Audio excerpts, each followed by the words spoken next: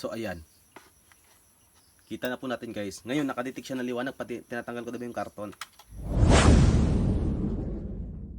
So hi guys, welcome ulit sa ating YouTube channel mga ka-DIY. And this time naman po ay magkakaroon po tayo ng demonstration and full tutorial video kung paano mag-wirings nitong ating hawak-hawak. So sa mga nagtatanong, ito po ay automatic sensor switch light. So ginagamit sa mga street light. At doon po sa mga gumagamit ng ilaw sa kanilang mga bakod at sa kanilang mga bakuran na gusto nyo po hindi na kayo nagbibigay ng oras para sa switch, ito po yung kailangan nyo. So ito po ay kapag nakadetect po siya ng liwanag, automatic pong papatay ang ating ilaw. At kapag nakadetect naman po siya ng gabi at nawalan ng liwanag, automatic naman pong mag-uon yung ating ilaw. So ang paggabit pala nito guys ay pag ganun pag ganun. Pag kikabit natin sa labas ng outdoor kasi ito siya guys ginagamit. Ganun po natin siya gamitin.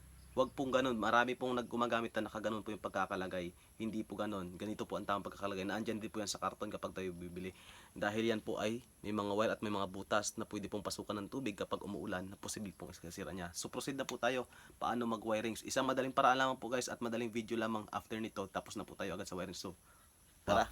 So para sa kaliwanawan po ng iba, ito po ay 12 volts. Pero mayroon din po nitong 24 volts. Mayroon din pong to 20 volts. So kayo na pong bahala. Mayroon na po itong nabibili sa mga online shop. So ako po kaya po 12 volts yung gamit natin kasi nasa bukid po ako at solar setup lamang po yung aking gamit.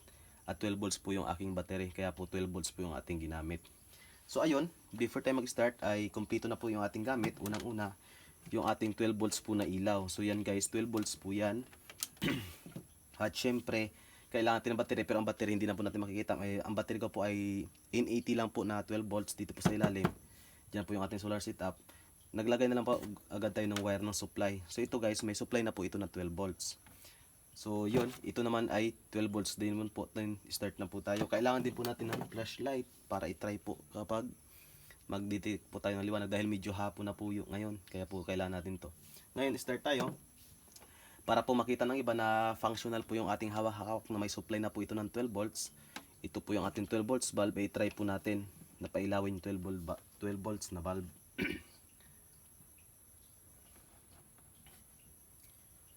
So ayan, nakikita natin umiilaw na siya. So ngayon, proceed na agad tayo sa wirings guys para hindi tayo napapatagal. So syempre, before tayo mag-proceed, i-mount po natin to para hindi siya gumalaw-galaw kapag tayo ay nagwa-wirings na.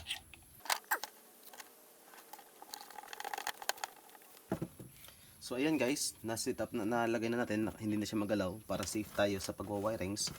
Ipapakita natin kung ilang wire ang meron ito. So meron ito siyang tatlong wire, kulay black, white, then red. So dito maraming naguguluhan paano mag-set up, especially sa 12 volts kasi may mga polarity na kailangan sundin. Unlike doon sa 220 volts na kahit magkakabaliktaran okay lang, pero sa 12 volts at 24 volts maraming nalilito dahil may sinusunod na negative and positive. So ayun guys, mag-i-start na tayo ng ating wirings. Unahin nating wirings ng ating sensor light ay yung supply mula sa ating baterya. So meron tayo ditong kulay black na wire at kulay red galing sa ating 12 volts battery. So alam na po natin yan, ang black ay negative at ang red ay positive. So start na po tayo ng wirings. Unahin po natin yung negative or yung kulay black na wire galing sa ating 12 volts na battery, i-connect natin sa kulay black din po na wire ng sensor light o ng sensor switch light.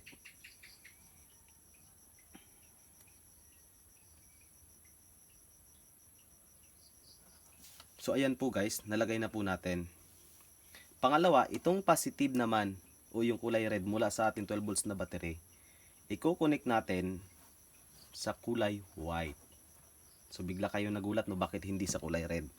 So i-connect natin yung positive line na wire mula sa 12 volts battery papunta dito sa ating kulay white na wire ng sensor switch light. So ayan guys, nakakonect na yung ating 12 volts na battery. So unang-una, papaganahin muna natin, wala pa tayong ilaw na gamit, yung ating sensor light.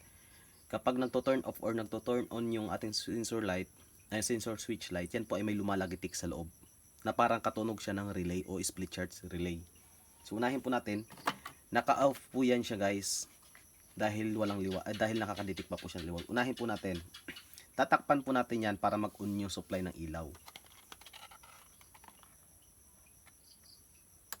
So yun, may narinig kayo kunting lagitik. So it means nun, nag-una yung supply papunta sa ilaw, pero wala pa tayong ilaw na gamit. Ngayon, pag inalis natin to siya, dahil medyo hapon na rin, titingnan natin kung magto-turn on. So dahil medyo madilim na rin talaga guys, hindi siya nakadetect ng liwanag dahil hapon na rin talaga. Pero ngayon, ang gagawin natin, lalaitan po natin siya. Gagamitan natin siya ng flashlight para makadetect po siya ng liwanag. At yan po, lalagitik po yan siya. So ayun, narinig ko guys, lumagitik talaga siya, nag-on siya. Ngayon, big sabihin, malinaw na nagpa-function na. Ngayon, ang tanong, yung supply naman po, o yung wirings naman po papunta dito sa ating 12 volts na bulb. So unahin po natin guys, papunta po siya dito. Ngayon, itong galing sa wire, galing sa bulb, meron din siyang positive and negative line. So yan po ay kulay itim at kulay puti, ay pula. Alam na po natin yan, papunta na po yan 12 volts. Ngayon, ang unahin po natin is yung kulay itim. Saan po natin ilalagay yung kulay itim o yung negative line ng bulb? Ilalagay po natin ang kulay itim o ang negative ng line ng bulb ay kukunik po natin sa kulay red na wire po galing sa ating sensor light. So medyo naguguluhan kayo, ganun po talaga guys. So black or negative line mula sa ating bulb papunta sa red wire dito sa ating sensor light.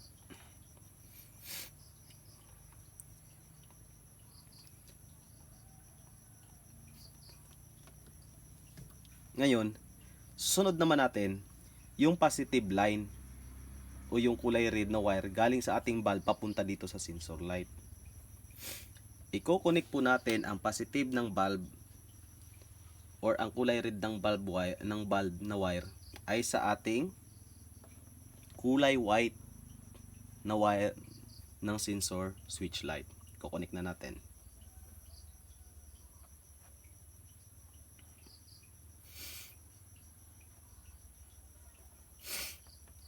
So ayan na guys, tapos na po natin yung ating wirings.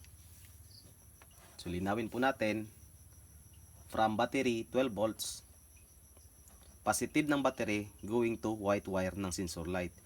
Negative line ng battery papunta sa switch light is kulay black from battery or negative to kulay black ng sensor light. Tapos ang negative ng bulb o ang black wire is papunta sa red wire ng ating ng switch light.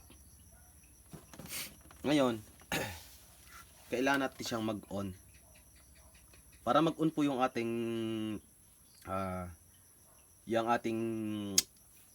bulb, kailangan niya pong wala siyang masagap na liwanag kasi gabi mag-switch on siya. Ngayon, tatabunan po natin guys yung ating switch sensor light.